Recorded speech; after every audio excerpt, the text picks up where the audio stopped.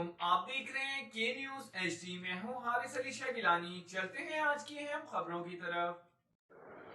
रुक करेंगे मेलसी का, जहां से रिपोर्ट कर रहे हैं हमारे नुमाइंदे मोहम्मद मुख्तार। थाना सिटी मेलसी पुलिस की कार्रवाई, 6 कुमारबाजों को गिरफ्तार करके दाव पर लगी रकम 5,540 रुपए बरामद कर लिए गए। डीपीओ विहाड़ी मोहम्मद तारिक अजीज की क़यादत में जराइम पेशा अनासिर के खिलाफ कार्रवाइयां जारी। थाना सिटी मेलसी पुलिस के एएसआई नदीम हसन और उसकी टीम ने मुखबिर पर छापामार कार्रवाई करते हुए 6 कुमारबाजों को गिरफ्तार करके दाव पर लगी 5,540 रुपए बरामद कर लिए। मुलजिमान के खिलाफ मुकदमा दर्ज करके मजीद कार्रवाई शुरू कर दी गई।